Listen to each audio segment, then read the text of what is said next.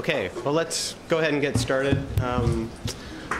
Welcome all of you to the latest in the Famous Cases series. This is the U.S. District Court Historical Society sponsored event. And I should note at the outset that I think the first Famous Cases, the person who is first responsible for the Famous Cases series is going to be moderating our panel tonight, Ellen Rosenblum, our Attorney General. So this is nice to have her come back as a presenter and moderator. This is going to be a program on the Muller v. Oregon case from 1908. You'll hear a lot more about that from the panel, so I won't talk about it. A couple of administrative things. We have food, and I ask that the food be put out at the beginning. Please feel free, even during the program, to get up and have refreshments. So we wanted that to be available for you. And sign in the CLE sheet at the back of the room if you want CLE credit for this. So let's start. We have 3 panelists and a moderator, and I'll just provide brief introductions for each.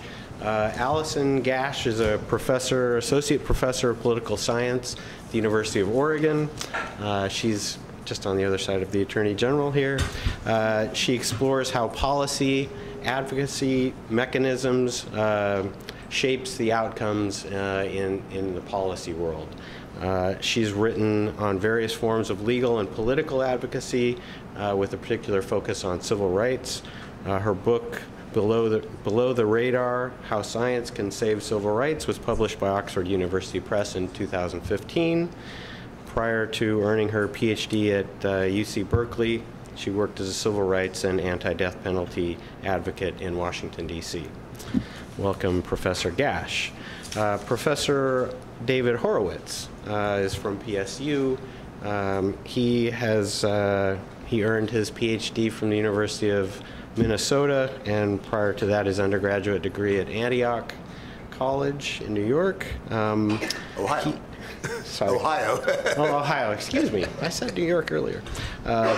He is an expert on populism and will be providing some real context for us in terms of the Muller case and its background and what led to it. He has actually just returned from Bend, where he was speaking on the role of the KKK in Oregon and other parts of the country. So welcome, Professor Horowitz. We have recently retired Justice Jack Landau, who's a double Lewis and Clark Law School and undergrad, and also an LLM from UVA in judicial process. He was in private practice before being appointed to the Oregon Court of Appeals in 1993 and served on the Court of Appeals until 2011 and was elevated to the Oregon Supreme Court at that time and served until 2017, December, so just recently off the court. So welcome, Justice Landau. Finally, and certainly not least, we have our Attorney General, Oregon's 17th Attorney General, Ellen Rosenblum, undergraduate Scripps College, and a proud duck for law school. She was on the Court of Appeals. I guess, did you overlap with Justice Landau? All right. We did, until he abandoned me and went to the Supreme Court. And so please welcome our panelists.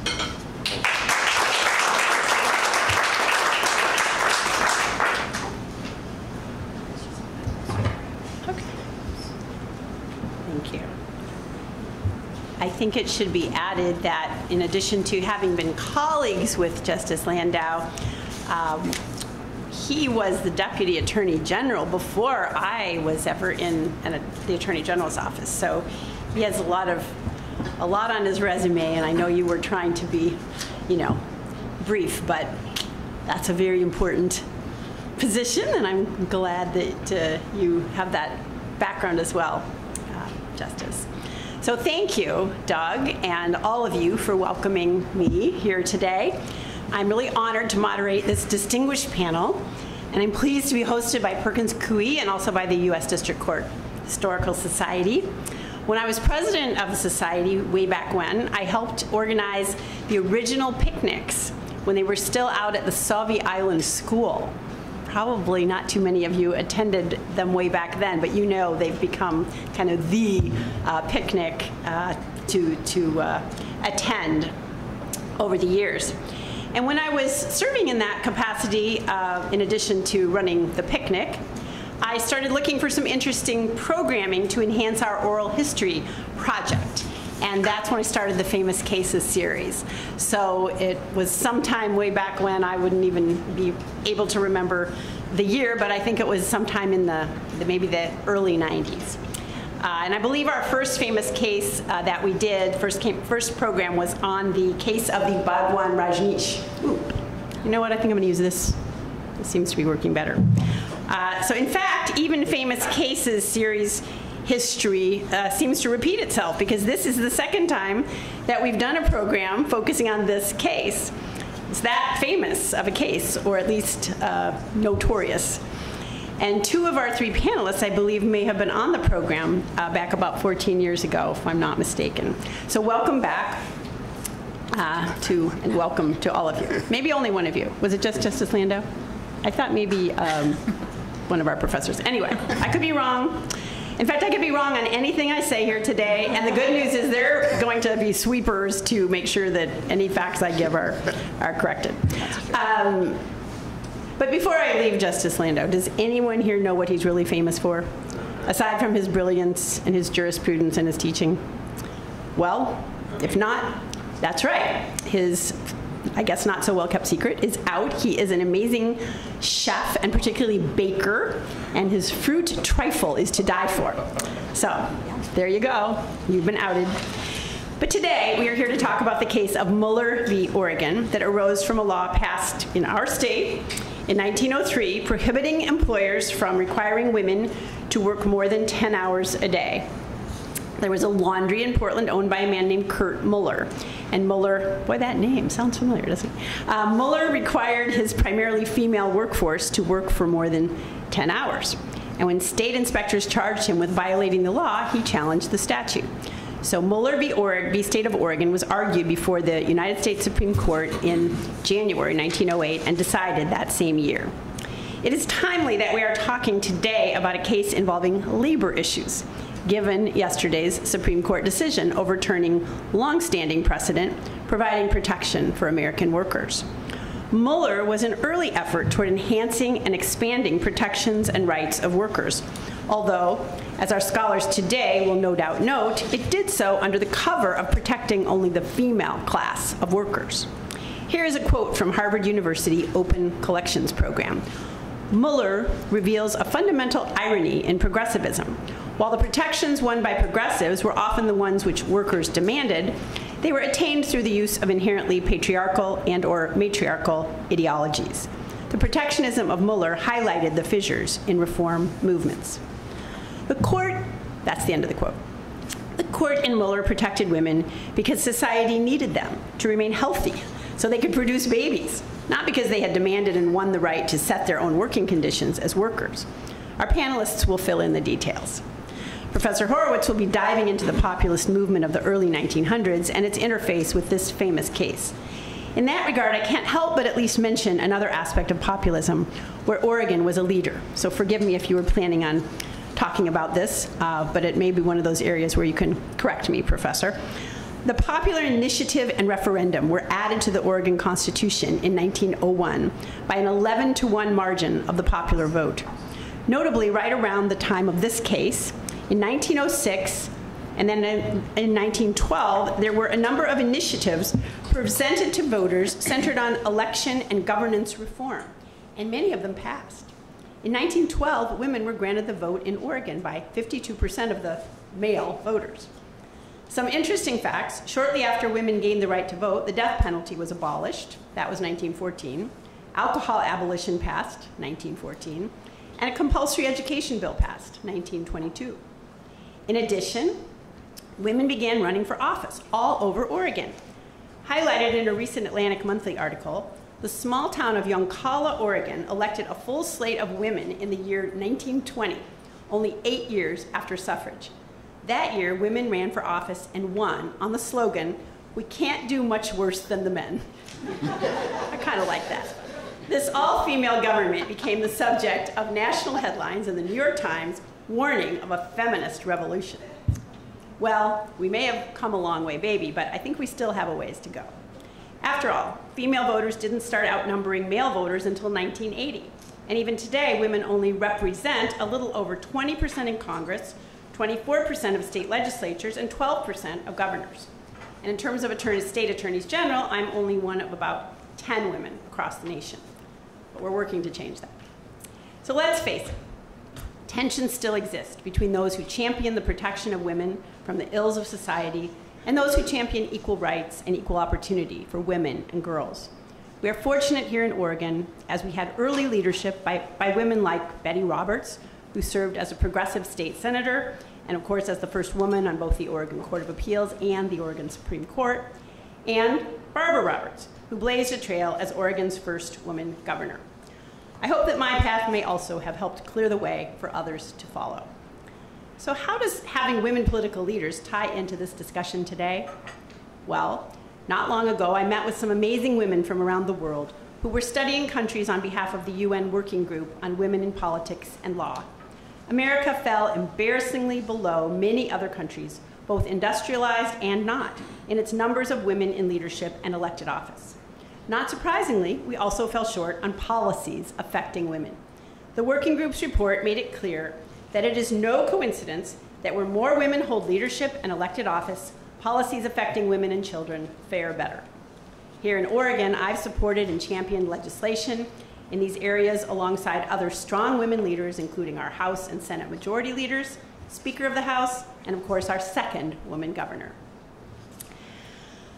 Ultimately, I believe the law has evolved from the days of the Muller court to one where all of us, but women leaders in particular, fight for the protection and preservation of all vulnerable people. We lift others up and give them a voice in our democracy. Now, I'm going to turn this discussion over to our distinguished panelists, beginning with Professor Gash, who will provide a scholarly introduction to the case and its history and provide a foundation for our discussion. Thank you.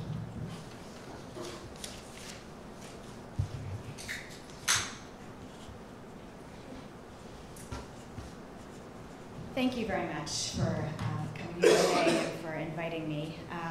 When Doug mentioned that we were going to be talking about the Muller case, I was excited because it's absolutely one of my favorite cases to talk about with my students, in part because it's an Oregon case, but in part because, as one of my students described, it's so very adorably sexist. And so I'm really excited to be here. So first, let's just start with the law. One thing that we should note is that the law didn't name pregnant women as the folks who are unable to work more than 10 hours during a day. It's all women, right? Which ends up being relevant in our discussion around pregnancy discrimination, right? And in terms of the extremes in policy around this issue of protecting pregnant women in the workplace. We should also note that we're talking about 10 hours. So it's not as though limiting the hours that women worked limited them down to some sort of reasonable number of hours to work, right? These women are still working unbelievably strenuous hours. But this is the law that is the topic of the famous case. And we introduced here Kurt Muller. This is not the name of the laundry that was ultimately the subject of the case, but a laundry that he ultimately purchased shortly after he denied the right of the particular plaintiff in this case to abide by the 10-hour limit. And he was a popular person, and it was a popular laundry in terms of workers' rights. So there's actually, the Portland Labor Press talks about how they have good union labor workmanship and good wages. So they were a stand-up operation prior to this whole thing. And this is Emma Gosher. Right? She is the laundress that was forced to work that beyond 10-hour per day limit. She also is a union organizer, which is a fun little nugget of information that I did not know until I started researching for this case. she also was asked to work on all days Labor Day, which I wondered as I was researching this if this was a test case, because it just feels so obviously set up to be that perfect test case, but I haven't read anything that suggests that it was.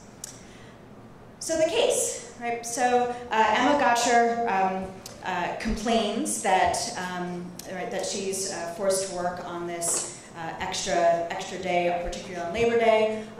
Muller is fined $10 for requiring this particular laundress to work beyond what the legislation stipulated. And so he brings suit against the state of Oregon. The Oregon Supreme Court upholds the law, and so it goes to the Supreme Court, where he argues that there's a due process problem with the legislation, right? He argues that all individuals have the right to contract, and therefore, right, his right to contract and also Emma Gotcher's right to contract is being violated.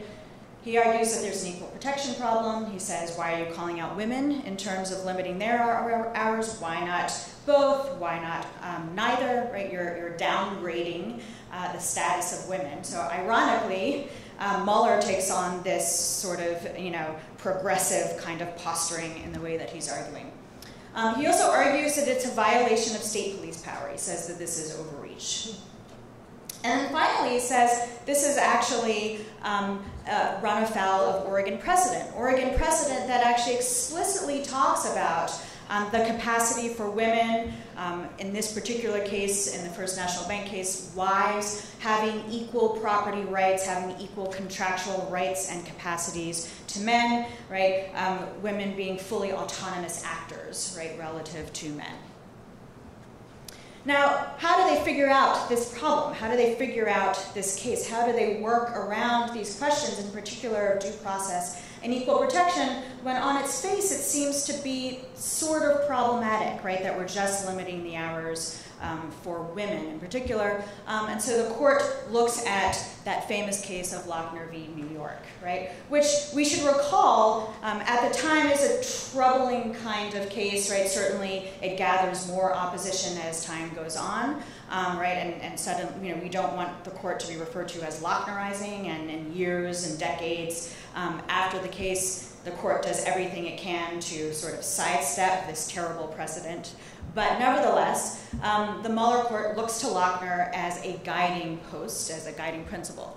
Right? So here, New York State limits the hours of bakers to that magical number of 10 hours per day. Right? And incidentally, these 10-hour limits are fairly common. There's lots of these things that limit it for industry, and then there's also several other states that have limited the number of hours one could work per day for women. Right? So Oregon's not alone in this kind of legislation. And the court needs to figure out, right, whether or not this limitation on the number of hours that bakers can work is a violation of life, liberty, and property under due process, in particular, this right to contract for one's hours and wages, right? The right, in particular, of employer and potential employee to engage in some sort of free market mechanisms of negotiating, right, the terms of one's labor contract. Right? And the court has to figure out and balance this against what are articulated state police powers, right? State police powers that are embedded in the Constitution, but also embedded in a set of norms and traditions, right? In particular, those state police powers that pertain to safety, health, and the morale and morals of our citizenry. And so what the Lochner court says is, right, there are several questions that we can ask when we're balancing the state police power against these individual liberties, right, these individual liberties to contract. And so the court says we first need to figure out, is it fair, is it reasonable, is it appropriate, or is it arbitrary, right? Right? The second thing that they have to figure out is, does it have a direct relationship? Are the means and the ends directly related, or are they only indirectly or not substantially related, right? And is that goal appropriate and legitimate? So we should recognize this as, right, the dawning of the doctrine of substantive due process, the doctrine that gives us Roe v. Wade, the doctrine that gives us marriage equality, right? The doctrine that is sort of brought to light a lot of the civil rights and civil liberties that we have probably taken for granted, and are now, some of us are in fear of losing, now with Kennedy. Right, but nevertheless, this is the doctrine. This is sort of where it's born in the context of these economic liberties. So how does the Muller case interpret this? How does the Muller case deal with this? They concede that there absolutely is a general right to contract, right? They take from Lochner the belief that, right, immersed in this due process right are these right to contract, but they say, right, that these liberties are not absolute, that these liberties need to be measured against a whole set of state police powers and state obligations.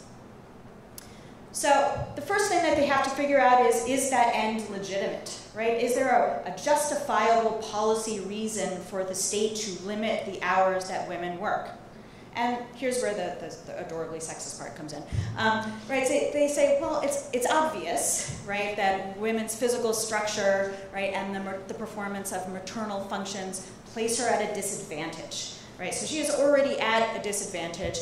This is especially true when motherhood is a concern, but don't worry, this is actually true for all women, right? So this is not just mothers, this is all women, right? And this has been well settled by medical professionals, that long hours on the feet, particularly for women, result in injuries to their body.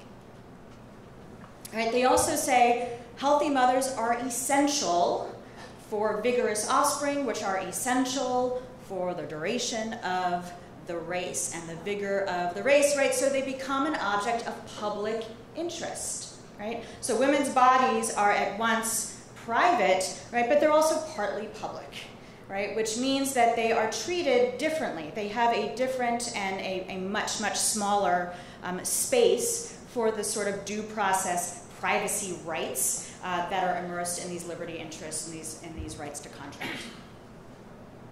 Right? And they say in terms of equality, here's the thing, right? History argues that women have always been dependent upon men. Always been dependent upon men, right? In part because men have superior physical strength, right? And even though that idea is diminished over time, right, it still is the case that that is just an obvious biological, scientific fact, right? And because of that, she needs the extra special care of the state to protect her, right? Because she is inferior, because she is weaker.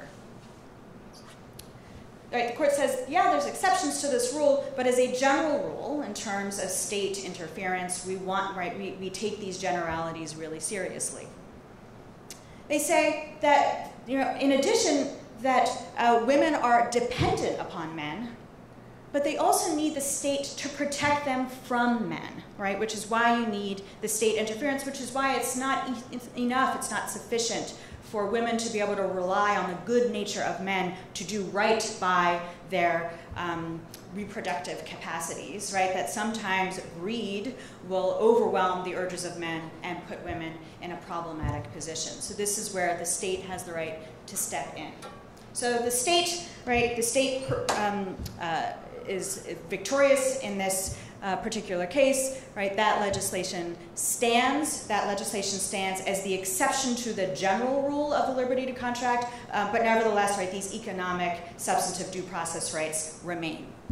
So the question is, what happens beyond Muller? Now that we have the right to regulate, to force women, even if they're not planning on having children, even if they're not of reproductive age, even if they can't have children, right? We now have a license to severely curtail the hours that women can work. And incidentally, the women's movement was split on these pieces of legislation. There were a lot of women, progressive era women, who wanted these sorts of limitations because they really wanted there to be protections for women in the workplace, and there were an equal number of women who were not. Right? So this is deeply unsettled territory. So in 1974, a case, Cleveland Board of Education versus LaFleur. So this is Jo Carol LaFleur. She is an elementary school teacher, and she got pregnant. And the Cleveland Board of Education had a rule that said if women get pregnant, they are required to take maternity leave 5 months prior to the expected birth of their child. So right around when the mother starts to show her pregnancy, she's supposed to remove herself from the classroom, right? And the reason that they articulated was, A, they want to protect the mother, but also they wanted to protect the students from having to see a pregnant woman, right? They thought it was really inappropriate for pregnant women to be in the classroom, right? In addition, right, they also articulated a specified return date, right? These women were not allowed to return until the school year after the baby was 3 months old, and they could only do this with a doctor's note that said that they were physically fit and that their child was able to have their mother return to work, right? So in some cases, this meant that a woman couldn't return until the baby was 6 or 7 or 8 or 9 months old, because again, it was the beginning of the school year following the baby's third month, 3-month birthday.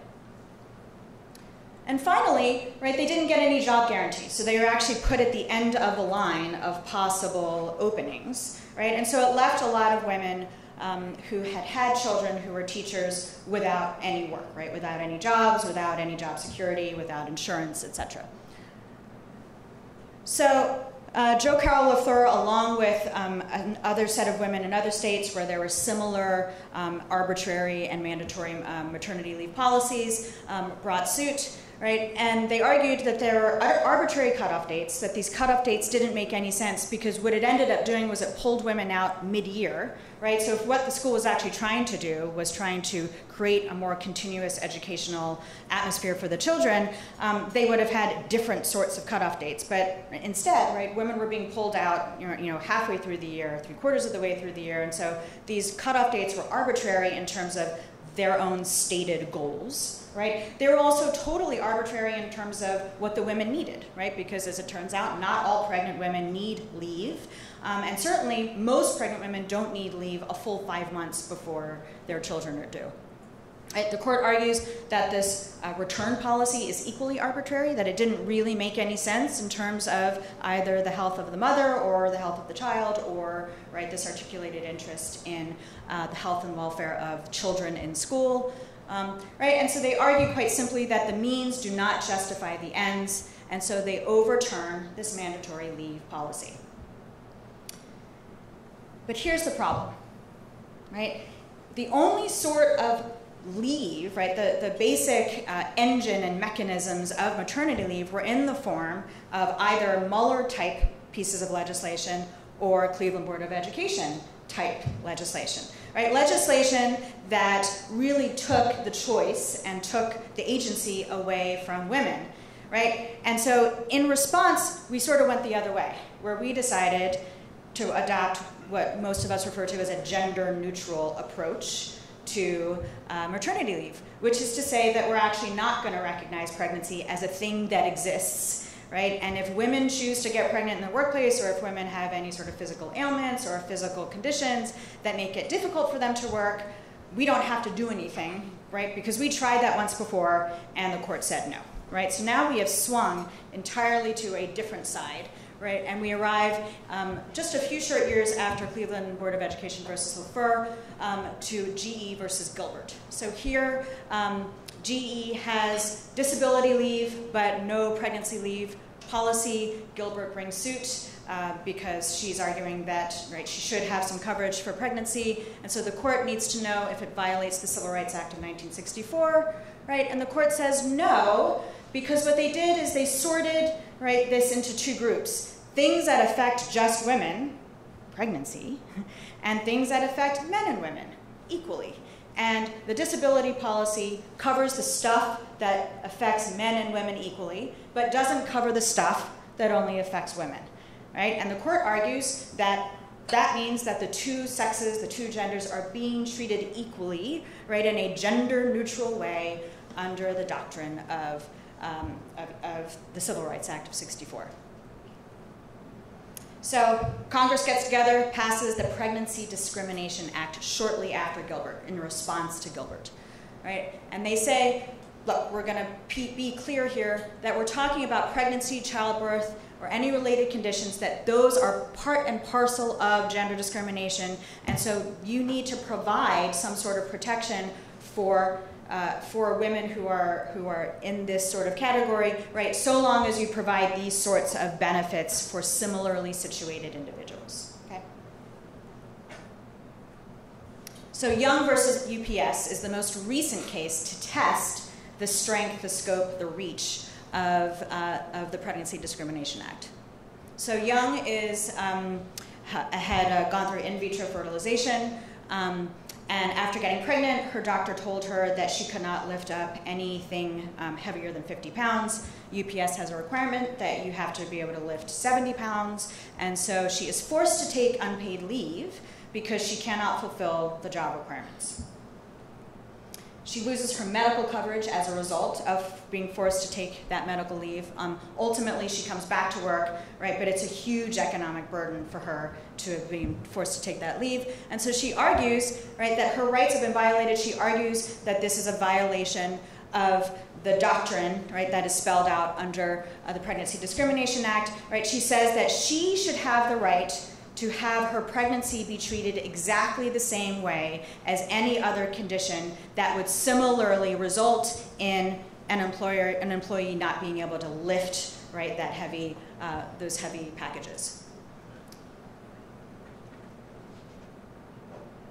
So the court says, look, if we argue that in any situation a pregnant woman needs to be treated exactly the same way as other individuals who are similarly situated, right, this gives women a most favored nation status, right? And the court says we can't do this, right? This is going to be too onerous for employers. Employers have to have the capacity to be able to argue some reason for why it might be the case that pregnant women shouldn't be given the same sorts of benefits as other similarly situated individuals.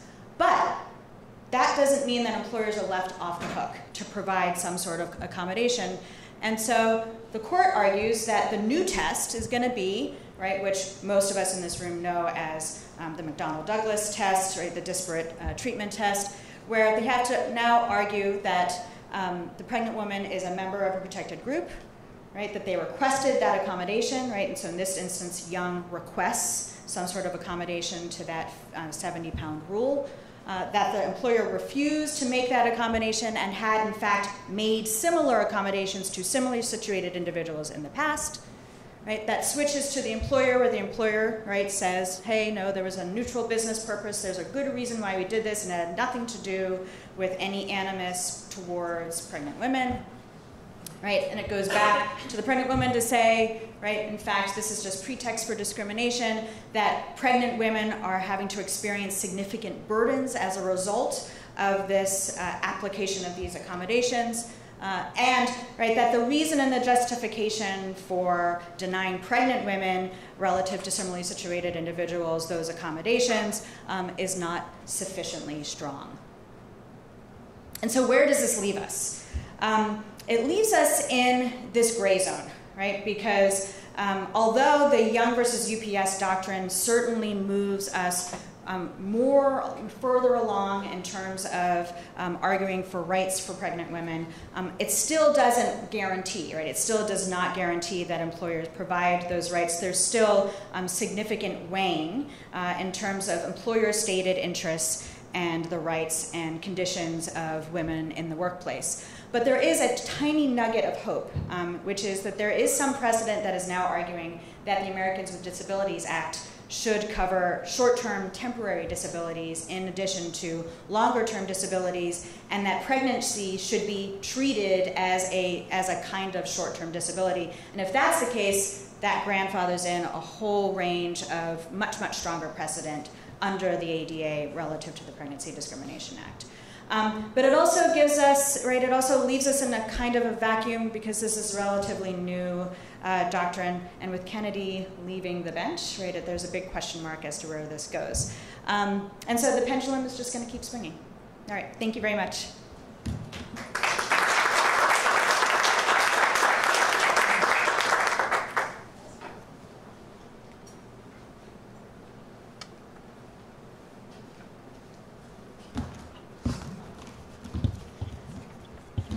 For historians, context is to our craft what location is to real estate agents.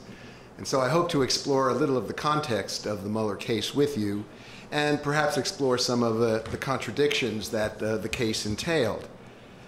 Portland was the fastest growing city in the United States at the turn of the 20th century when the 10-hour maximum hours law for women in industrial labor was passed. Portland had 18,000 people in its population in 1880, and by 1920, well over 250,000. It thrived as a port, as a railroad terminus. It became an export and financial center of much of the Pacific Northwest. And this helped to produce a rather cohesive business elite around transportation, trade, finance, real estate. Actually, industrialization lagged somewhat, which probably doesn't surprise you for the Pacific Northwest. Yet 1/3 of the wage labor force in the state was in manufacturing by 1910, mainly in small-scale firms. Portland's population at the turn of the 20th century was overwhelmingly white and Anglo-Protestant, yet significant pockets of Chinese, Japanese, Italian, and Jewish Americans lived on the west side, in contrast to the east side, where a large number of small propertied middle-class residents, mainly white native-born, produced a population that was far greater than that of the west side. The cheap labor force for the manufacturing that did exist in Portland and for the agricultural processing came from women workers. The share of women in Portland's labor force jumped from about 15% in 1900 to nearly 1/4 of the entire labor force by 1920. In case you're interested, nationally, the figures of the 20s were that women were about 1/5 of the national labor force, and 1/4 of those were in domestic service. In Portland, women workers served in the manufacture of clothing, in the fruit and vegetable processing industry, the canneries, in candy factories, in laundries, and of course in domestic service. Others worked in offices, department stores, and millinery shops.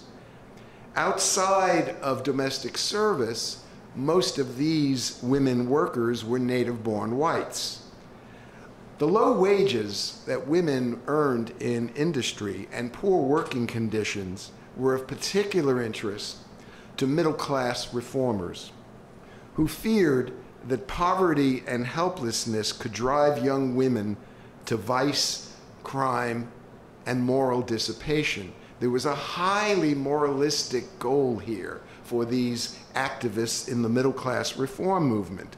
And because women were not recruited by trade unions, and the labor movement itself was very weak in the Pacific Northwest, reformers believed it was very important to facilitate intervention by the state in the regulation of the workplace. The leading vehicle of government intervention in the first years of the century was progressive reform.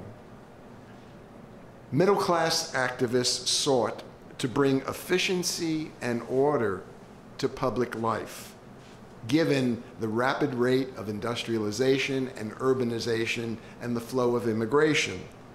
They hoped to Americanize the new immigrants to the country, in those years mainly from Southern, Central, and Eastern Europe, tending to be Roman Catholic and Jewish.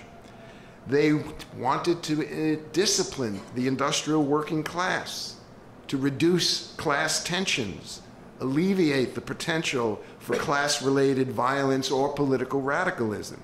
So there were some very conservative implications in the middle-class reform movement of the progressive years. Progressives believed that a responsible citizenry, which they defined as people like themselves, would assist in combating corruption and vice, in regulating irresponsible corporations and utilities in the public interest, in cleaning up the slums, which they saw as a festering point of disease and crime, in supervising working class amusements like Portland's Oaks Park Amusement Center, one of the first amusement centers in the country, in delivering public services, water, electricity, mass transit, in enhancing public health and civic identity. The middle-class progressive reform movement empowered a professional middle class, both of men and women, a professional middle class serving the public realm as researchers and as policy experts, as regulators and as administrators. Portland was a vital center of the middle-class progressive movement. Reform was facilitated by the Oregon system of direct democracy. We've had some reference to that already, led by the former populist state legislator, William Uren. It was Uren who pushed voters to approve the initiative, the referendum, the recall, the direct primary, and even a Corrupt Practices Act to regulate corporations. The idea here was to produce a more efficient government, free of corruption and waste, and that appealed to many middle-class reformers. The reform agenda in Portland was aided by the election of the physician Harry Lane as a populist politician and anti-vice crusader as Portland mayor in 1905 and 1907. Harry Lane fought vested interests and corrupt enterprises, but he had a whole list of them. The liquor industry, the gambling syndicates, the prostitution rings, the streetcar monopolies, the railroads, the concrete contractors. The story is told that Harry Lane used to tour newly constructed sidewalks in Portland, and he had a cane, and he would tap on the sidewalk to see if it would withstand the pressure of his cane. And then he would have little children mark with chalk where the contractors had failed in providing proper sidewalks. That was Harry Lane, and he was also someone who desired to free government of corruption and waste, and he was a strong advocate of public health measures. In 1912 and 1913, as the Attorney General mentioned, Portland innovated the city commission form of government, which meant that city commissioners would be elected in at-large elections rather than particular districts. Now, part of this was an effort to discourage socialists and other radicals from coming from particular working-class neighborhoods. But the general idea was to bring efficiency to the running of city government. And I know there's some activists today who wish to see the city commission government overturned and go back to the old system because it seems to weed out more dissident candidates for city office. Portland also passed state women's suffrage, which is another very important part of this middle-class progressive reform. Middle-class reform was enhanced by the political activism of the women's clubs. This included the Portland Women's Club, the Portland Women's Union, the YWCA, and the Oregon Consumers League. These organizations promoted the use of women as social service providers, as reformers. If they had any slogan, it would be the role of women in what they called municipal housekeeping, which is a very interesting fusion of a gender-related term to public service for women. One example, who I'm very familiar with because my wife, Gloria Myers, wrote the biography of her, was Lola Baldwin, who was the first municipally paid female police detective to be accredited by civil service in the United States, who served as a police officer in Portland from 1908 to 1922, who was the founder of the Women's Protective Division in the police. Lola believed in what we now call preventative policing. She had informal relationships with the brothels. She would go to the brothel madams and tell them, I'm not interested in your overage women. I can't really do anything to take them out of the life, but you must turn over the underage girls to my custody. And Lola, who was very much a Victorian in her notions of middle-class propriety, nevertheless is a perfect example of the emerging professional class of women in public life. She also helped to create the juvenile court, and Portland's Women's Protective Division and the juvenile court were among the models that spread across the United States. So Lola Baldwin is a very good example of this kind of professional woman who was supported by the women's clubs and who was also supported by Mayor Harry Lane. Women's protective legislation was an idea that came out of the reform impulse to provide alternatives to the volatile relations between labor and capital.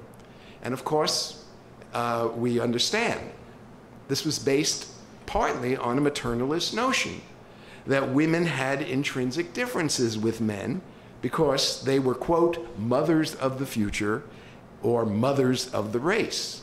Again, if women's most important role, as social dictate suggested, was a maternal one, then their health and reproduction abilities were essential to the welfare of society, and their health should not be compromised by long work hours, unhealthy working conditions, and low pay.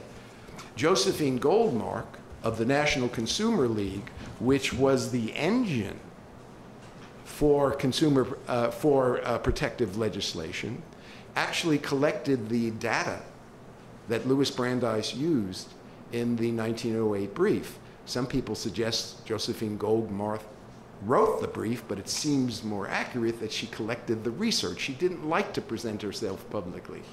And Goldmark was acting from mainly humanitarian concerns, and she believed that long hours brought fatigue to women workers, and that this was detrimental to their physical and mental well-being. So that the Oregon 10 hours law was passed in 1908. It's important to understand that it affected women in mechanical establishments, factories, and laundries. It was women industrial workers that the law was targeted. Its main lobbyist was the social worker, Millie Trumbull, who would become the state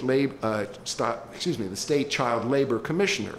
Employers had a slogan, "Look out, Billy, here comes Millie," which showed their intimidation from this incredibly effective public activist.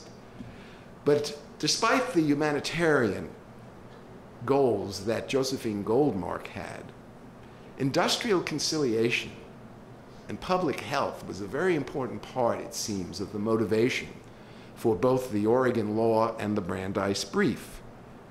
Order amidst industrial upheaval through the use of government facilities and agencies. Beyond maximum hours legislation, reformers also advocated a female minimum wage law. In the words of its proponents, quote, "to protect the lives and health and morals of women."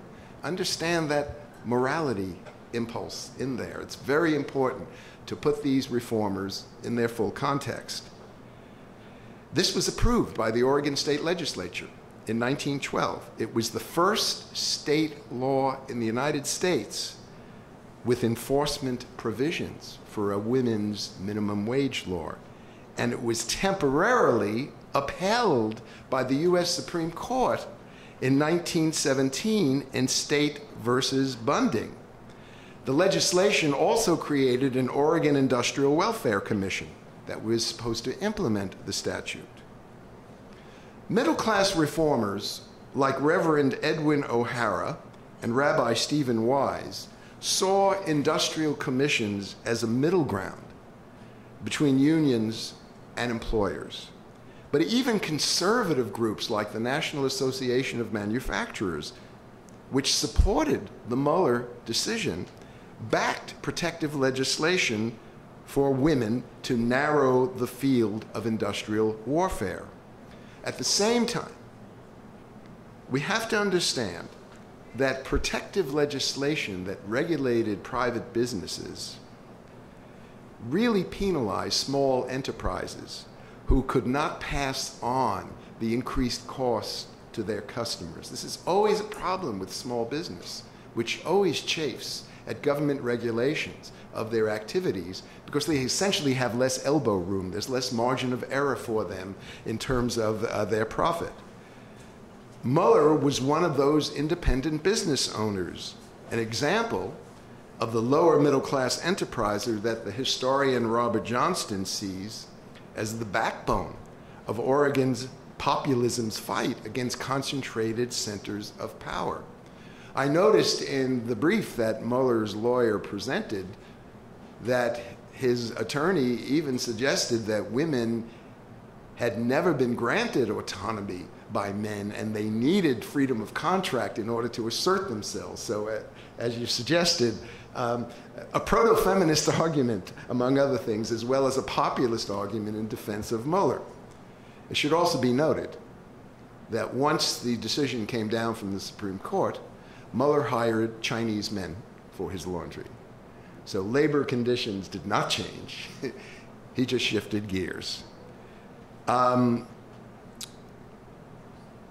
Reformers also accepted the reality that women's wages would never be the equivalent of men's wages.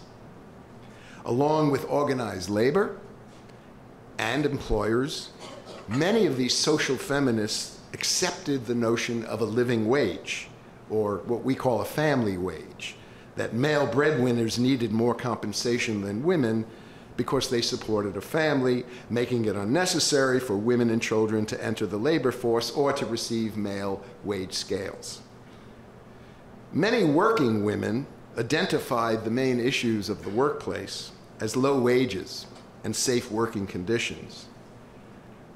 They supported protective legislation when it seemed to advance their goals, but only when they were convinced it was in their interests. An example could be found in the Oregon Packing Company strike of the summer of 1913, which was supported by the radical industrial workers of the world and the radical Portland feminist and socialist Marie Equi. This strike won very little sympathy from the Industrial Commission. It was seen as radical. It was not relating to the protective role of the state in assuring women's health, and it was seen as gratuitous. Radical feminists did oppose the maternalist arguments we've talked about. Only equal rights, they asserted, could ensure an improvement in women's labor standards. Arguments supporting distinctive traits for women, they warned, could backfire. And this did prove to be the case in many cases. In 1923, in Atkins versus Children's Hospital, the U.S. Supreme Court, in a 5-3 decision, ruled that women's suffrage, which had been ratified by the 19th Amendment, made protective legislation unnecessary for women. And the court said that government setting wages was different than government regulating the maximum hours women could work. And so this decision invalidated regulation of minimum wages for both men and women, and that would prevail until 1937. Many feminist scholars have argued that protective legislation may have discouraged participation of women in the industrialized workforce by limiting the hours they could work, by prohibiting night work, by offering inadequate wage scales, and by offering inadequate wage scales. They suggest that women's labor became more gendered as a result of Muller. At the same time, the Brandeis Brief would come to be recognized as a pivotal turning point in the discussion of the role of the federal government in an industrialized society.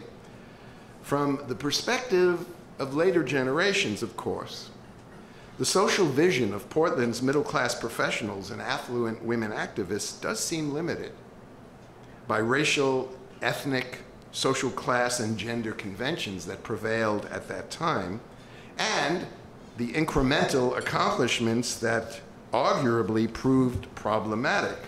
In many ways, these activists were transition figures. They were people who, like all activists and reformers, were part and parcel of their time period. And it's a little difficult to impose, our own ethical and social standards on them when everything in their culture suggested this inferior position for women when it came to labor. And we do have to admit that despite the humanitarian impulses of Josephine Goldmark and others, reformers were mainly seeking industrial harmony, not just worker justice. However, the other side of the story is that the regulation of women's hours in industry ultimately would extend to wage hours and safety protections for a far broader spectrum of American working people. Though we do acknowledge, don't we, that these advances face continuing challenges. Sociological jurisprudence, which is what Louis Brandeis practiced in his brief, which suggested that the stream of life has to have some influence on judicial decisions, not just legal precedent, not just freedom of contract. Sociological jurisprudence that the Muller case embodies would later lay the foundation for the Supreme Court's validation in 1937 in West Coast Hotel versus Parrish of a Washington state minimum wage law for both men and women, part of the New Deal. And of course, the sociological jurisprudence of the Muller case laid the foundation for Brown versus Topeka Board of Education. So where does this leave us in terms of some sort of an evaluation of this remarkable case in American jurisprudence? Well, I like to think of Barack Obama and the long arm of justice, the long arc of justice. In a commencement address at Howard University in 2016, the president concluded, "You know what? I will take better every time. Better is good because you consolidate your gains, and then you move on to the next fight from a stronger position." Perhaps Muller versus Oregon leads us to say, 2 cheers for incrementalism. Thank you.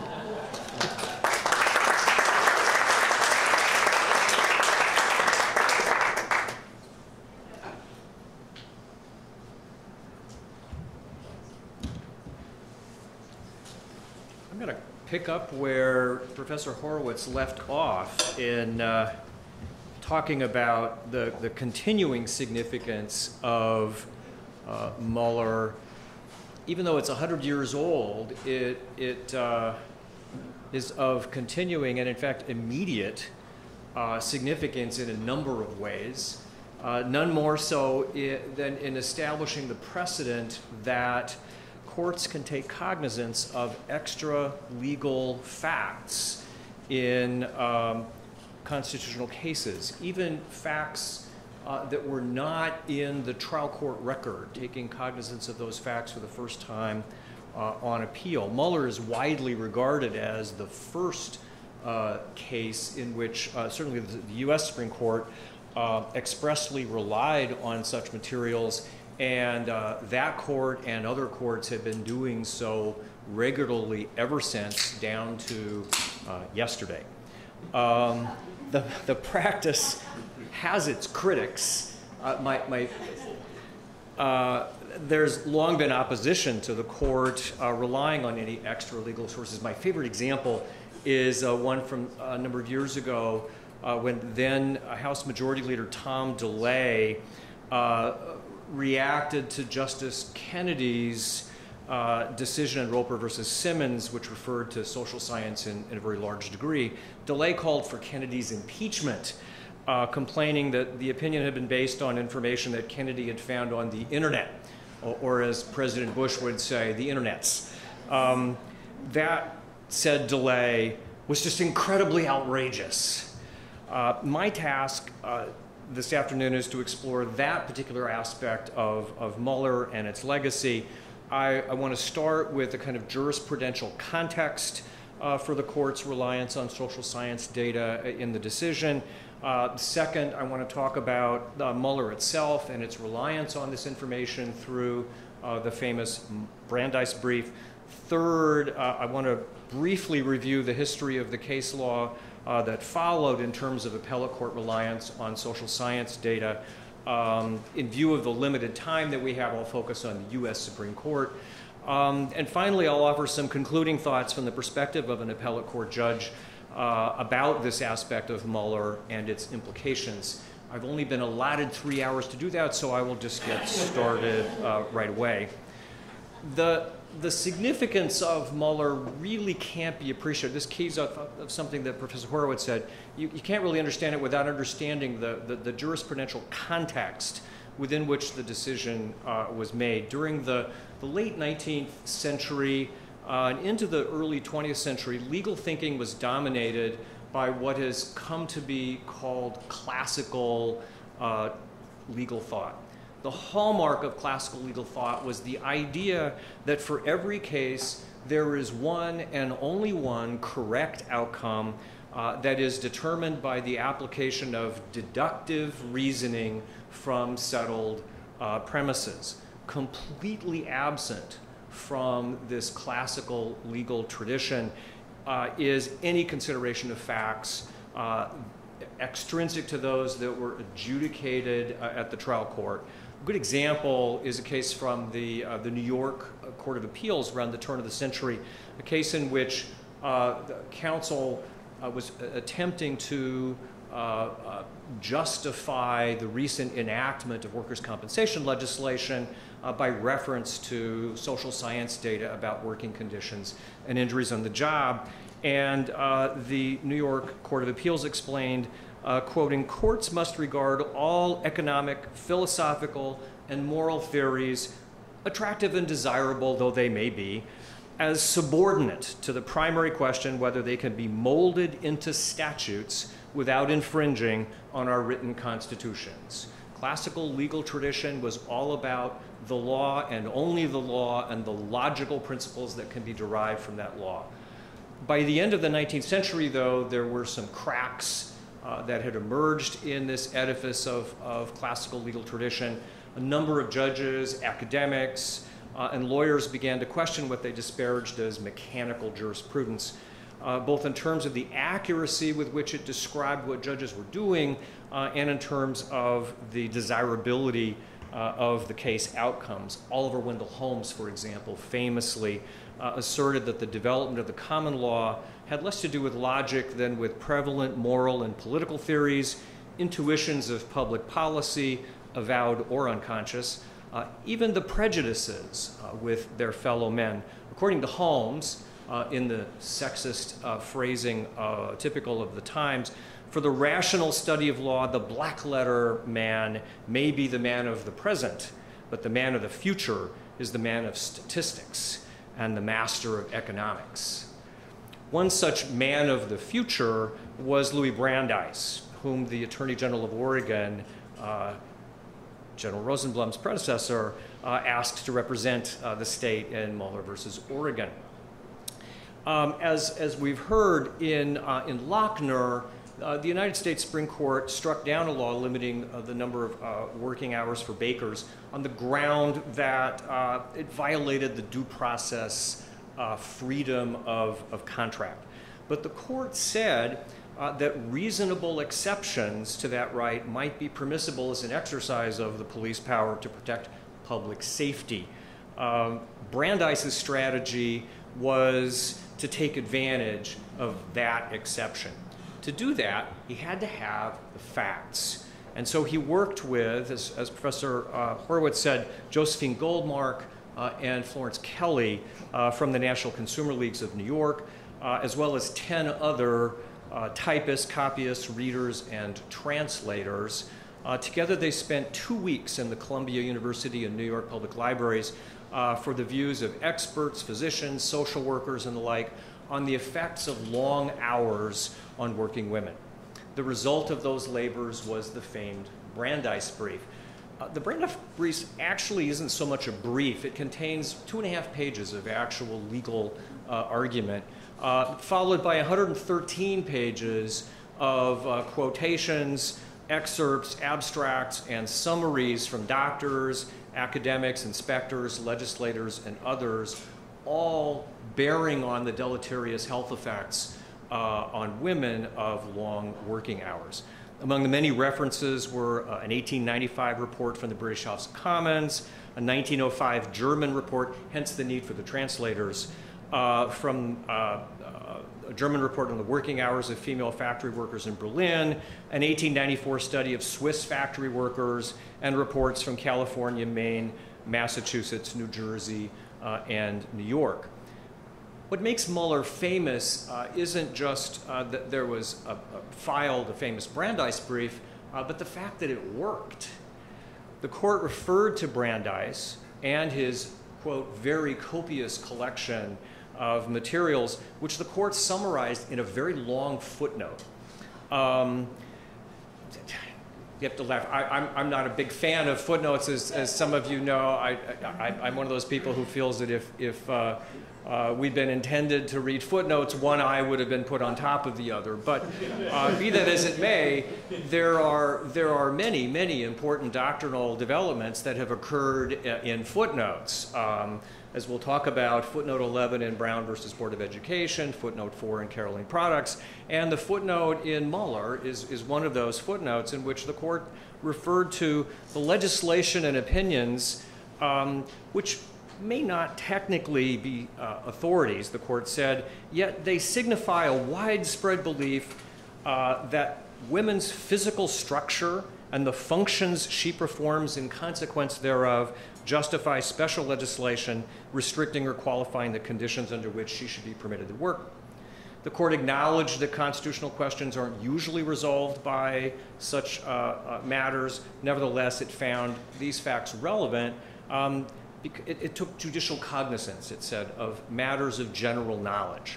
Now, you may ask yourself, what general knowledge did the Brandeis brief actually contain? Apparently, the court was referring to certain, what have been referred to as mythologies of motherhood that were prevalent at the time. In a way, it could be argued that although the court took cognizance of these social facts, in the end they made no difference. For the voluminous compilation served only to substantiate the court's assumptions about gender differences that were the driving force of its opinion. But be that as it may, for our purposes, it doesn't matter.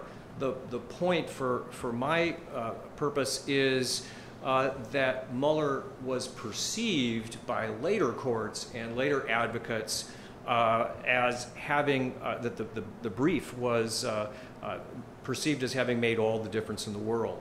Muller sent a signal that was immediately interpreted by courts and advocates around the country that the best way to address the constitutionality of state business regulations is to establish a firm foundation in sociological and economic data.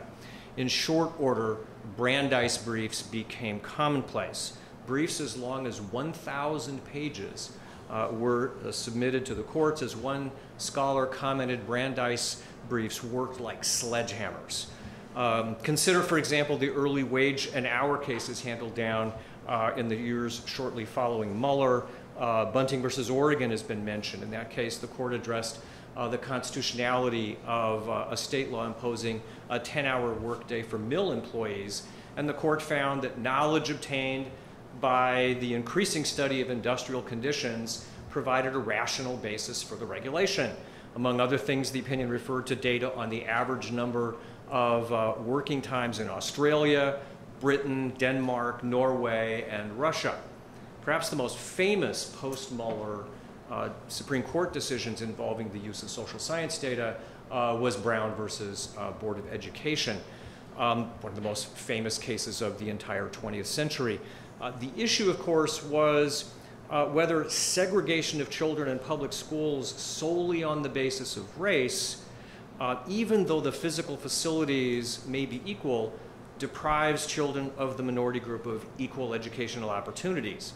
The court answered the question in the negative.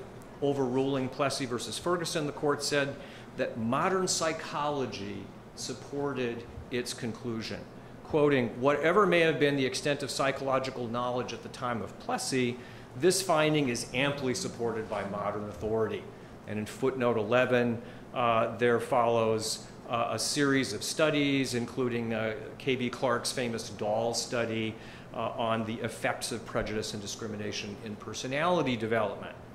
Rivaling Brown for sheer notoriety is Roe versus Wade, in which Justice Blackmun famously referred to medical data that were derived from amicus briefs concerning the relative safety of first trimester abortions as a relevant consideration in determining the state's interest in protecting women from supposedly hazardous procedure, and embryological data that purports to indicate that conception is a process over time, quoting from the opinion, rather than an event, which is also, the court said, a relevant consideration in wrestling with how to define the extent to which a fetus becomes viable.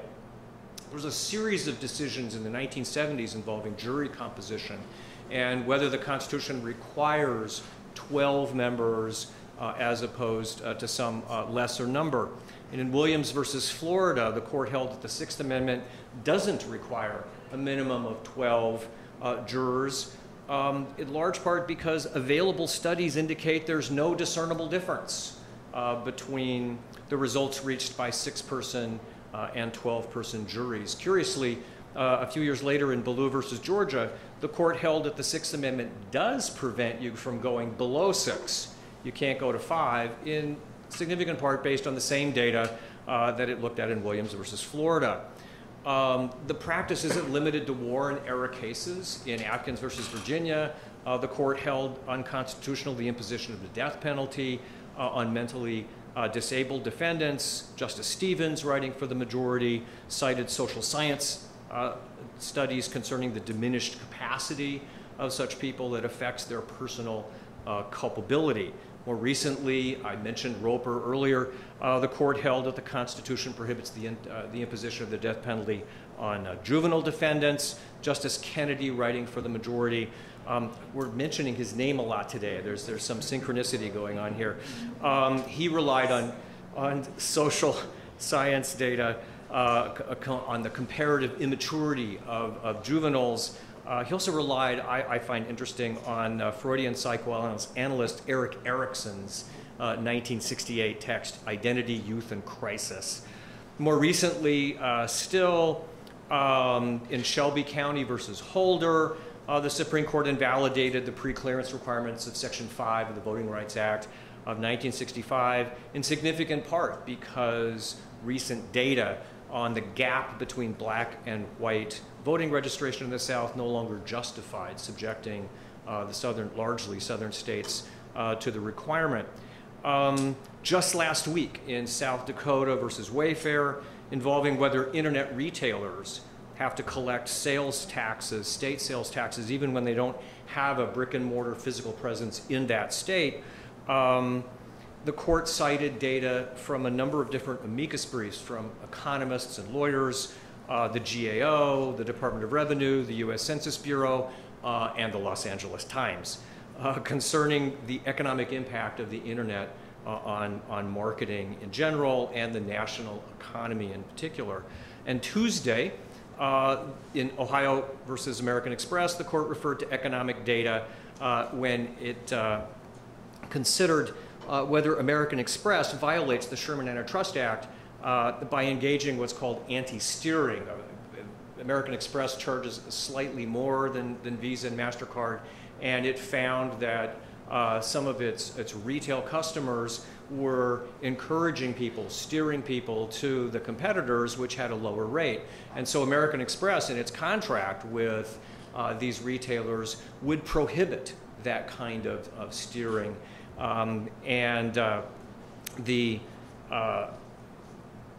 The U.S. Supreme Court declared that a violation, or excuse me, said that was not a violation of the Sherman Act. In a 5-4 decision, it's chock full of references to economic theory concerning the unique nature of credit card purchasing relationships. The court called it a two-sided platform because you have the provider with customers going both ways at the same time, as well as economic data on the growth of credit card use over the last 3 decades. Clearly, Muller set in motion something of a revolution in legal analysis. While the formalism of classical legal tradition once dominated the drafting of appellate court decisions, it's fair to say that after such cases as Muller, Brown, Roe, Roper, and many others, there's nothing mechanical about U.S. Supreme Court decisions, at least. As I said at the outset, reliance on social science in the appellate courts has drawn some criticism, especially from the political right.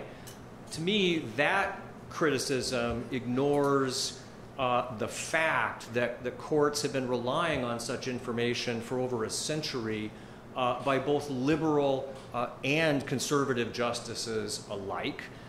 Also, it seems to me that to the extent that the criticisms calls for a return to more pristine judicial decision-making based on the law alone and not on any extrinsic considerations, that's a criticism that's based on an illusion, at least not since Cardozo in his classic work, The Nature of the Judicial Process. I don't think anybody has taken seriously the idea that when judges render decisions, they don't act, at least to some extent, on knowledge that they either acquire or already possess about how the world works.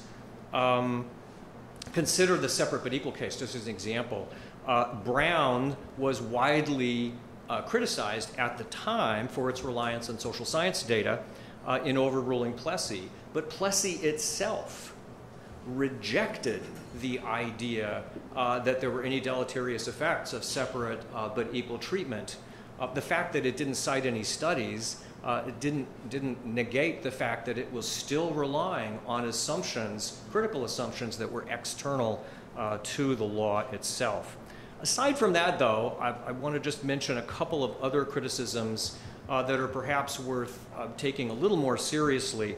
The first has to do with the admissibility of this evidence. Remember, we're talking about evidence, factual evidence that's being taken into account for the first time on appeal.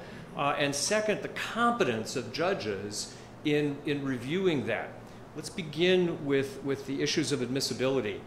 In Muller, and in nearly all the cases that I've just mentioned, the social science, economic, statistical, and other data was not in the record. How does the court get to do that? According to doctrinal tradition, where facts are concerned, appellate courts are limited to what has been put in the record. This tradition is rooted in considerations of due process. How can it be fair if a court makes decisions on the basis of facts that the parties have not had a chance to contest? There are 2 exceptions to even that general rule, however. One is an exception for judicial notice, that is judicial cognizance of facts generally known, capable of accurate and ready determination by resort to sources whose accuracy cannot reasonably be questioned. The other exception is for so-called legislative facts, that is facts that are broad and general, non-controversial, and wholly unrelated to the particular parties. Let's briefly take each one of those in turn. Muller itself suggested that what it was doing was taking judicial notice. To modern sensibilities, that may seem strange. For much of what appeared in the Brandeis Brief was anything but general knowledge. For example, the opinion of a physician in London that requiring women to work long hours leads to constipation. That was news to me. Yet in the early days of the 20th century, social science was viewed in much different terms than we do now. But such early 20th century naivete can hardly justify the court's continuing reliance on this kind of information in the 21st century. For example, Erik Erikson's 8 stages of Freudian-type psychosexual development, on which Justice Kennedy relied in Roper, hardly qualifies as facts. under any modern conception of the term, much less the sort of facts of which appellate courts can take judicial notice. As for legislative facts, there's a problem that it's not entirely clear what qualifies. Again, think about, I hate to pick on Erik Erikson, but think about that. His theory of psychosexual development hardly qualifies as non-controversial, and that's the essence of legislative facts. Let's talk about competency for an issue, which is even more fun. If there's one thing that social scientists agree on, it's that the way the courts have interpreted and applied social science information in appellate court decisions is an embarrassment. The fact is, judges are not social scientists. We are, by and large, not trained in the proper evaluation and use of this information, and it shows. Consider, for example, the Supreme Court's opinion in Williams versus Florida, one of the jury cases that I mentioned to you. Footnote 48 of the opinion, more troubling footnotes. The court cited 6 experiments, supposedly supporting the conclusion the size of juries in civil cases produces, quote, no discernible differences in outcomes. As Professor Michael Sachs showed in a critique of the opinion, an examination of the 6 experiments shows that one reference consisted of an unsupported assertion there would be no differences. 3 of the references were reports of haphazard observations of officials in courts using 6-member juries. Another was a report that a jurisdiction was trying out 6-member juries, and a 6th was an article on the economic advantages to be expected from reduced jury size. Not one of the 6 experiments was actually an experiment. Or take Justice Berger's opinion in Paris Adult Theaters versus Slayton, in which he cited the Commission on Obscenity and Pornography for the proposition that there is, quote, an arguable correlation between obscene publications and crime. What he actually cited was a report of the 2-person minority, which actually said, and I quote, "We believe that it is impossible and totally unnecessary to attempt to prove or disprove a cause-effect relationship between pornography and criminal behavior." Or return to Williams versus Florida, in which the court cited a number of studies to support a conclusion that a juror's ability to defend a point of view depends on proportion only and not on the jury size. In other words, the court said a 10-to-2 split is going to be the same as a 5-to-1 split in terms of the minority's ability to affect the ultimate decision of the jury. When you check the studies, though, you'll find that those studies report precisely the opposite conclusion, namely that it is the absolute rather than the relative size of juries that matters. Or even most recently, critics of the American Express decision that the court rendered just this week are already taking the majority to task for the inaccuracy and mischaracterizations of the information relied on the majority. Clearly, there's no question that Muller forever shifted the court from the classical legal theory of the 19th century, and at least as a general proposition, that's a good thing. As I said, classical legal theory was always illusory, but in the process, it's also introduced a number of issues concerning the admissibility of social science information and the competence of we judges to use the information. It seems to me that at least 4 modest suggestions are in order. First, the court should entertain the idea of remanding cases to the trial courts for the development of a trial court record of a factual records once the appellate courts determined that certain of these social science, these non-adjudicative facts are relevant to the decision so that the parties have an opportunity to contest the information. That's essentially what the Oregon Supreme Court did in the eyewitness identification case, State versus Lawson James. Second, if the court's not going to remand, appellate courts should at least give the parties an opportunity to contest the social science authorities on which the court proposes to rely. Third, courts should consider the use of special masters in cases in which social science information becomes important. This is something that's fairly common in trademark cases. It's something that happens in antitrust cases. Why it doesn't happen more often is a mystery to me. It's something that I think courts should entertain. Finally, at the very least, courts have to do a better job of using social science data. It's perhaps understandable that the court in Muller uncritically relied on social science information from the Brandeis Brief. Such was the state of social science at the time. A century later, though, we have no such excuse. Thank you.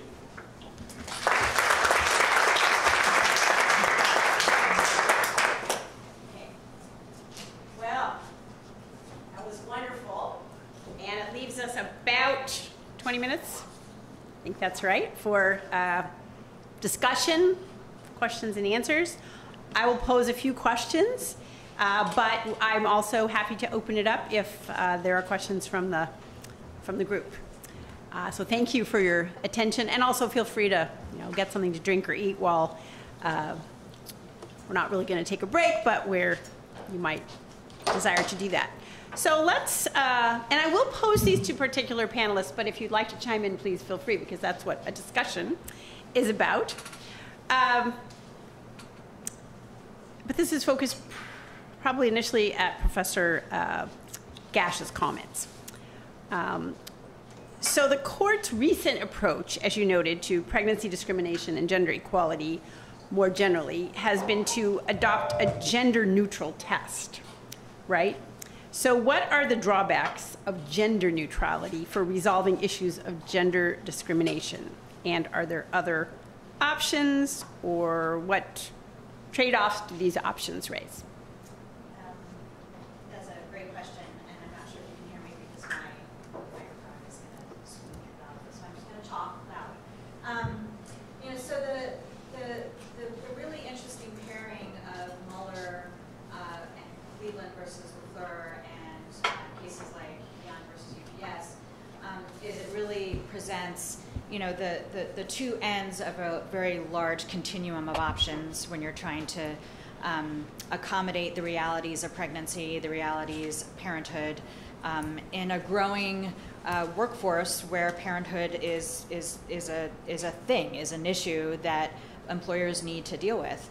And the problem of gender neutrality is, of course, exactly what we end up getting in the Gilbert case, and is exactly what we end up getting in even legislative corrections like the Pregnancy Discrimination Act, where you have to have the sort of X's in both columns, right? So if it doesn't happen to men, then it can't count for women.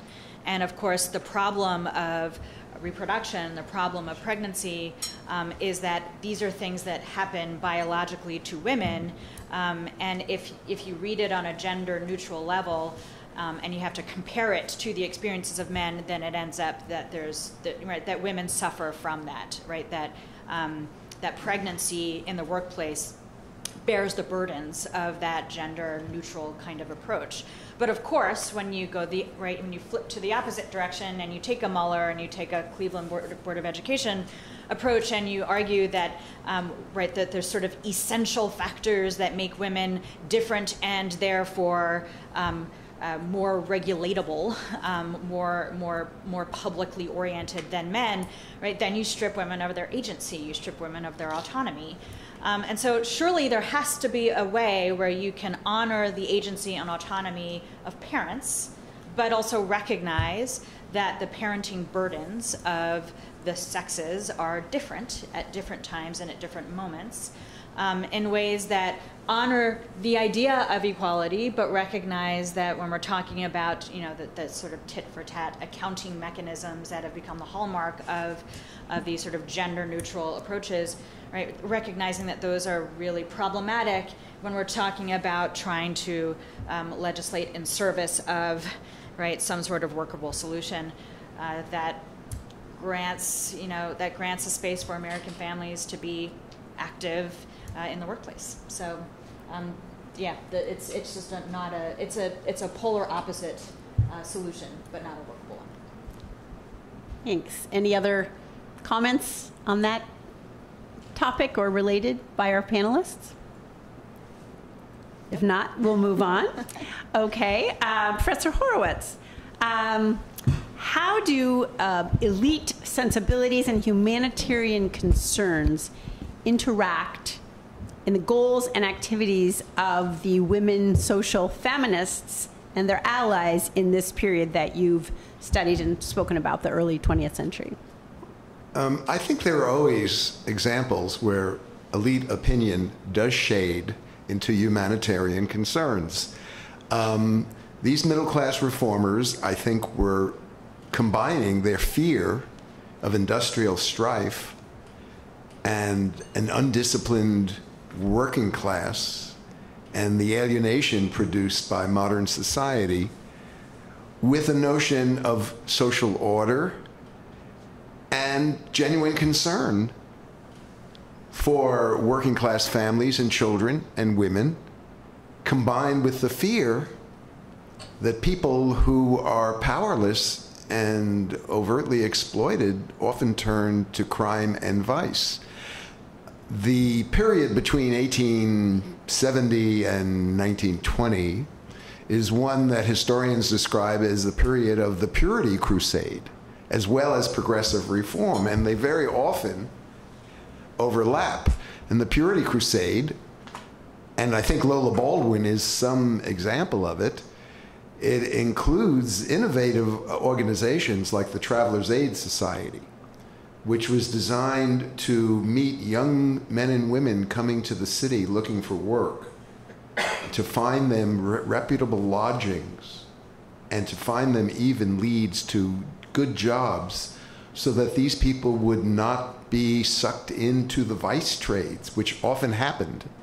Lola Baldwin was first active in Portland working for the Travelers' Aid Society at the Lewis and Clark Exposition of 1905 to make sure that young women were not brought into the vice trade. That had happened at the Great Chicago Fair of 1893 and the St. Louis Exposition of 1904. That's how she was brought into that work. She was hired by Travelers' Aid, which in many ways was a creative response to a concern of both moral degradation and the kind of alienation produced by modern society. So I don't find it surprising that people we might describe as elite activists combine a humanitarian sense of justice with their own fears of social disruption. Another example that comes to mind, it doesn't relate well, it relates somewhat to Oregon, in the Jewish community. The Jewish migrants to the United States in the 19th century were essentially German immigrants, and in Portland in particular, played a major role in the mercantile trades and other aspects of the economy, and the same in places like New York and Chicago and Philadelphia. The German immigrants were deeply concerned about the arrival of the Eastern European immigrants, who they looked down upon as ignorant peasants, as people who had no sense of decorum, as people who were disorderly and so forth, who were given to poverty. And so the response was that the organizations like the Federation of Jewish Philanthropies began to create charity programs, social agencies, settlement houses like Neighborhood House in Southwest Portland, to address the needs of these immigrants. Classes in housekeeping, in cooking, in Americanization, in citizenship. That was a creative way of dealing with a middle-class fear of that dissolute other.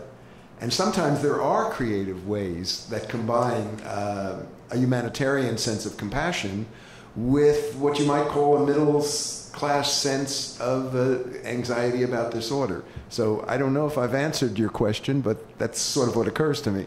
Well, thank you. Jack? Justice?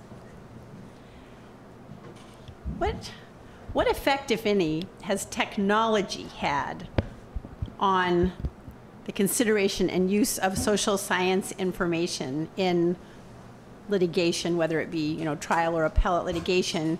And what about ethical concerns regarding curious judges and maybe even jurors with regard to, all the information that is now out there and so readily accessible? That's a great question. By the way, we can dispense with formalities. I'll tell you all the same thing that I tell my law clerk, as Nora here can attest. If I have my robe on, please do the office the respect of calling me Justice Landau. As long as I don't have my robe on, excellency works just fine. Well, it was really nice of you to say that after I called you by your first name, so thank you. You don't have to call me General either.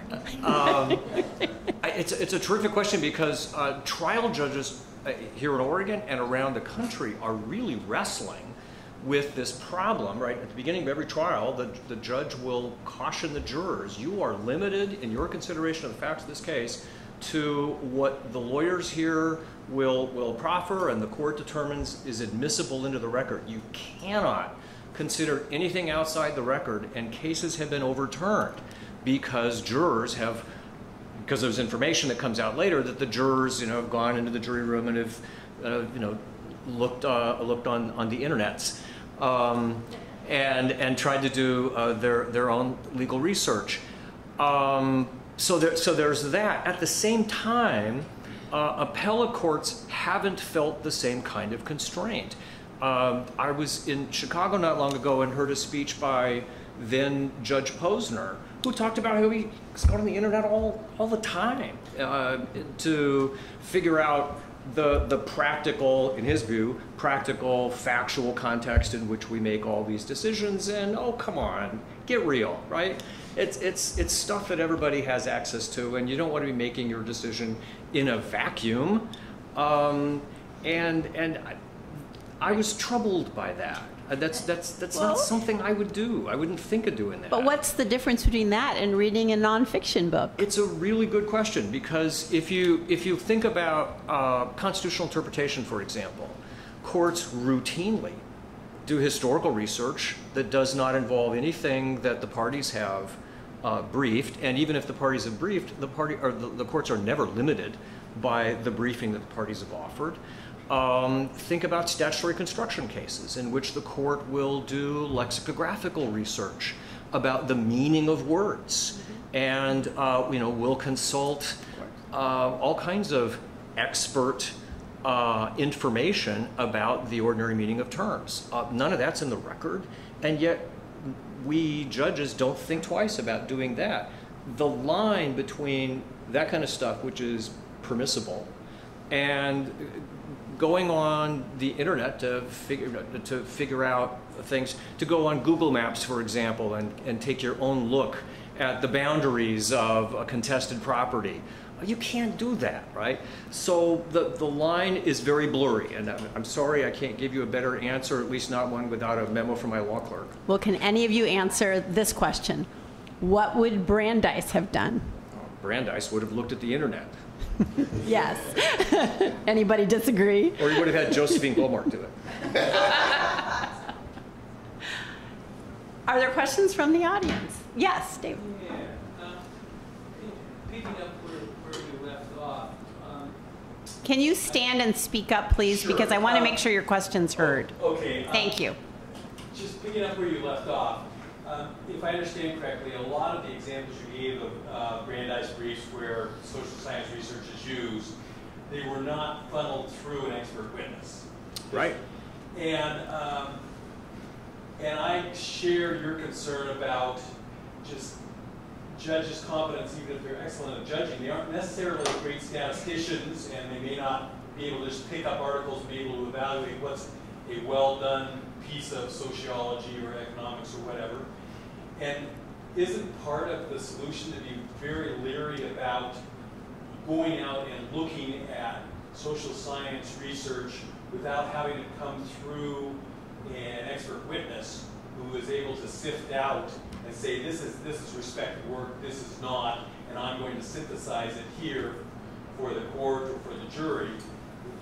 It just seems to me that takes away a lot of the danger to insist upon having an expert witness, at least in most cases.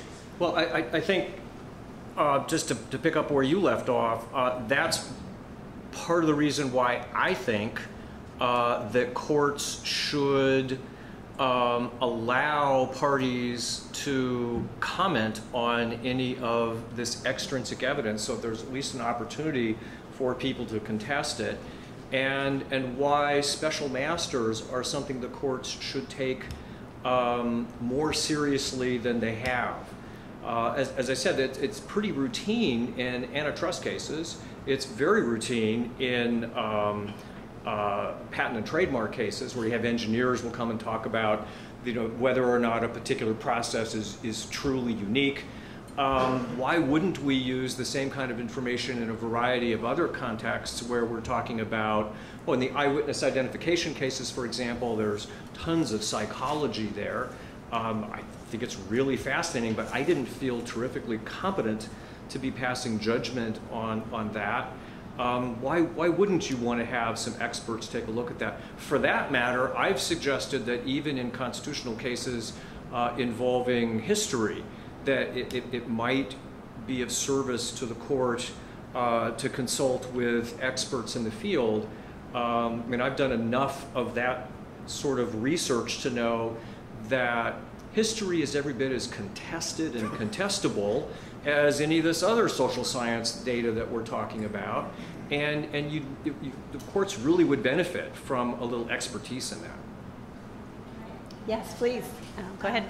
So, the expert testimony piece adds a little bit, but ultimately when you get up to the appellate level and certainly to the Supreme Court level, there is a tendency for judges to dismiss the interpretations of the experts, particularly when those interpretations are complicated. So the Walmart case involving certification of the class in a gender discrimination case is a great example where the judges go to great length to basically dismiss what was pretty accurate statistical analysis around the patterns of discrimination that were emerging from various Walmarts across the country. And they basically use bad math, right? So when I teach this case in my class, I say, like, this is not good math. This is bad statistical analysis that the justices are engaging in. Nevertheless, they're doing it, and they're totally dismissing a fact pattern in the case that would have ultimately resulted in the certifying of a whole class of women, right, which had tremendous amount of significance and impact on the capacity for the women in this case to make an argument of gender discrimination. And and when you're talking in particular about pattern and practice cases, and when you're talking about class action cases that require more sophisticated forms of statistical analysis, you really need to have somebody at the appellate level who will at least buy into what the expert testimony has to say, instead of just dismissing it out of hand.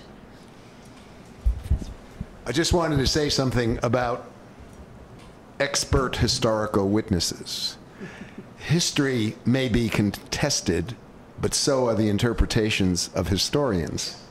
And so the book that I use in my history methods and philosophy class ends its last chapter, "There are no kings in Israel," which suggests the nature of postmodern discourse in historical interpretation. And in many ways, the historical craft is very much like jurisprudence.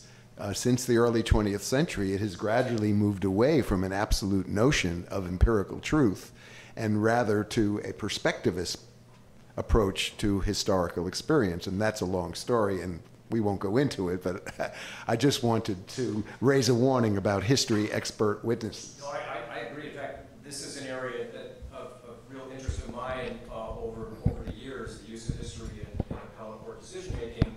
And one of my arguments has been over the years an anti-originalist thrust based in part on the contingent nature of history. Totally. And historical interpretation. Totally. And following up on something you said, it's absolutely right, and I can't think of a better example than Gill versus Whitlow. Mm-hmm. The redistricting cases argued in October, and the whole case is about sociological data, about demographics, about large group behavior, about voting patterns, about a fairly complex formula that produces an efficiency gap. So you can draw the lines in the redistricting process essentially to render certain votes meaningless. And when it was argued before the court, Chief Justice Roberts referred to it as sociological gobbledygook. There is sometimes a real antipathy to anything complicated. Well, this, as Professor Gash has called it, adorably sexist case, has given us a lot of fascinating material for now 2 famous cases programs. Each of our panelists has given us a different perspective, a lot of food for thought. There's food, by the way. And who knows, maybe in 2032 we'll have another program on Muller v. Oregon, because it is really an important, fascinating case. In some ways, you know, it feels a little embarrassing that it came from Oregon, but not when we have a program like this and a wonderful audience to participate. So thank you all very much. Doug, do you want to close us out? Oh, we're done. Okay, well now we get to enjoy each other's company over some food and drink. So thank you to Perkins Coie for that. I believe, right? Who do I thank? And thank you to our panelists. Let's hear it for all of them.